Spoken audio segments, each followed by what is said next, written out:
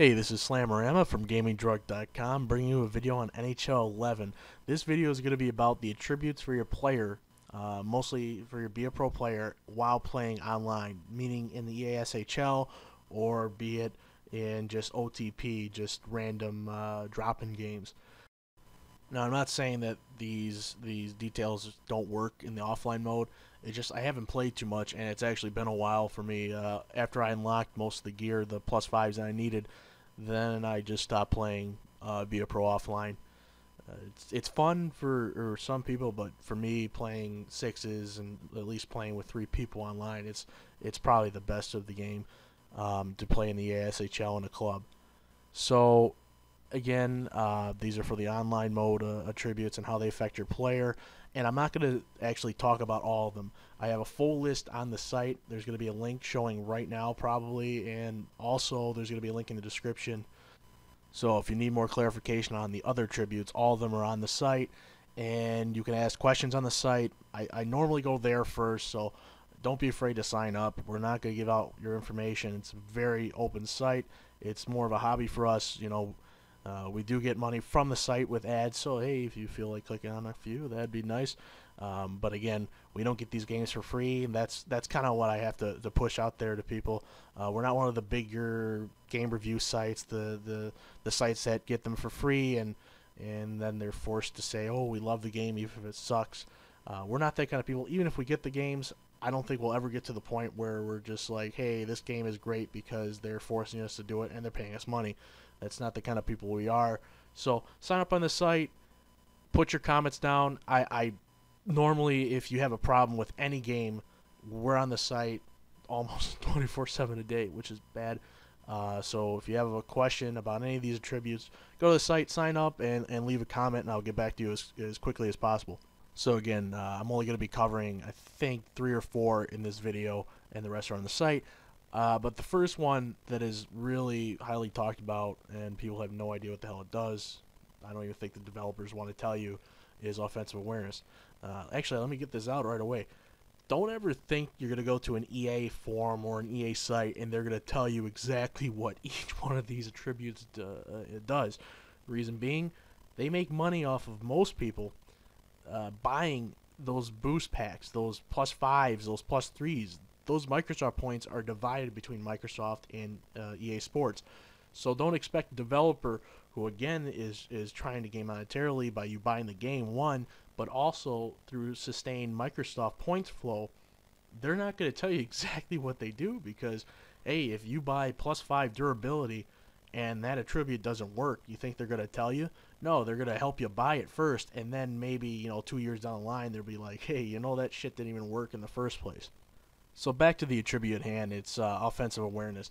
Now again, this one is very highly debated, and for me, it seems like it helps your player in the offensive zone just reach for those pucks like in dump-ins, find the puck faster in front of the net, like rebound goals. One of the biggest goals in NHL 11. It's overused, but again, this seems to affect how quickly your player can see the puck, grab the puck before a defensive player grabs it, and then also find the net.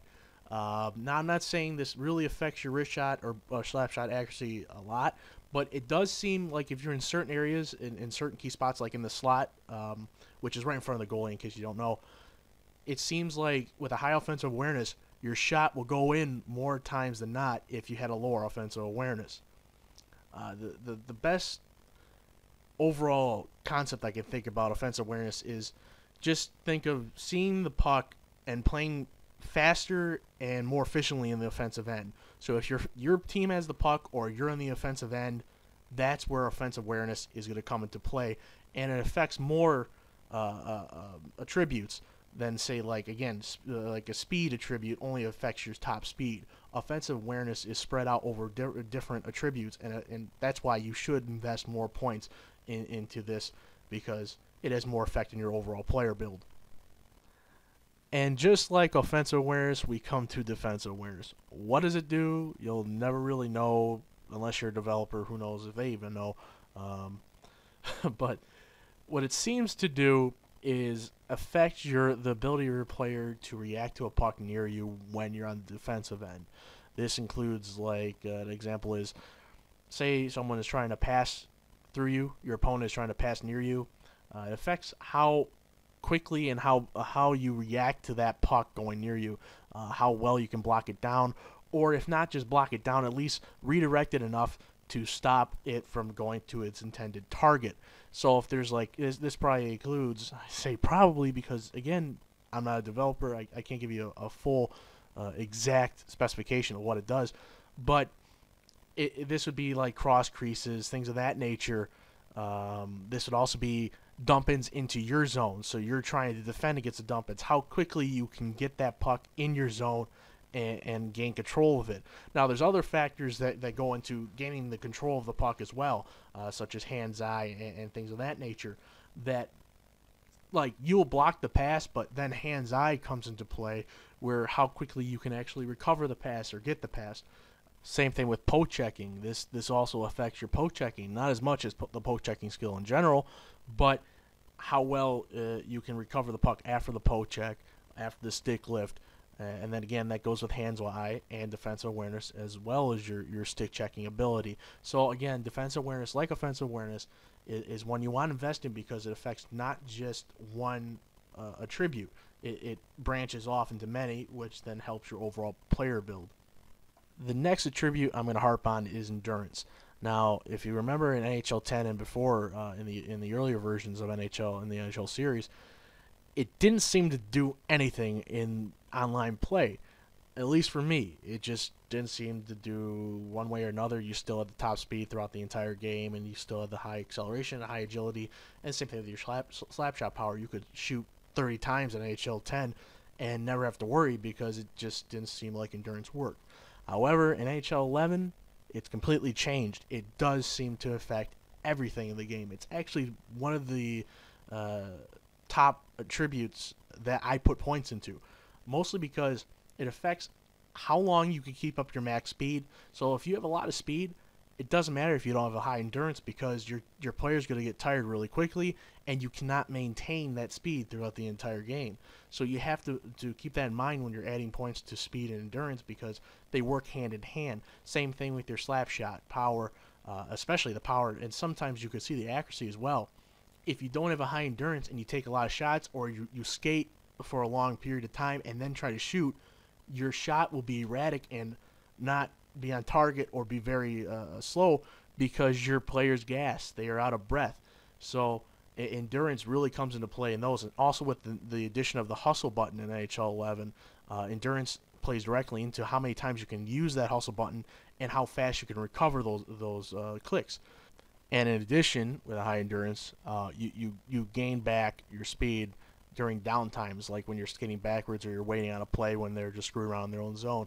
You gain that back quicker, your breath back quicker when you have a high endurance, let a lower endurance. If you have a lower endurance, you're going to be pretty much screwed for a long times in the game. And when it comes to third period and overtime, you'll definitely see a huge difference between a high endurance and a low endurance. And that brings me to the last one I'm going to be talking about in the video. Again, go to the site if you want to learn about the rest, is strength.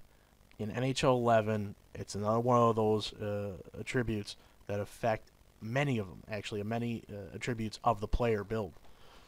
Strength will, it seems to affect how well you can take hits. So if you get hit, you also have balance, you also have puck control. But strength seems to also factor in how well you can handle a hit and stay on your feet. Now, I'm not saying it affects how well you can handle the puck afterwards. It just seems to affect if you can stay on your feet. It also affects your checking power as well. So if you have a high strength and you go for checking, you'll knock someone down really easy if you have a high strength. In addition, strength also affects your slap shot and wrist shot power. It was easy to test this out. All you got to do is don't touch your wrist shot or slap shot power, put a lot of strength on, and you can go and test it in practice mode, and you'll see your slap shot speed and your wrist shot speed is higher just by using strength. Now, what also comes into play is your height, and in a lower rate than last year's, your weight, but strength actually comes into play there, and if you really care about it, it also affects how hard you can punch somebody. But what is that for like 10 seconds in a game? It's not the biggest thing to harp on, but hey, if you're a defenseman, you want to have that ability, put up strength instead of fighting skill, because fighting skill is one-dimensional. Same thing like speed. It's not going to help you across the board. So put in a lot of strength if you want to be that type of player. So again, if you want more information on the attributes, go to the website. I'm going to put the link up right now. And it's also in the description. So again, thanks for watching. This is Slammerama from GamingDrunk.com.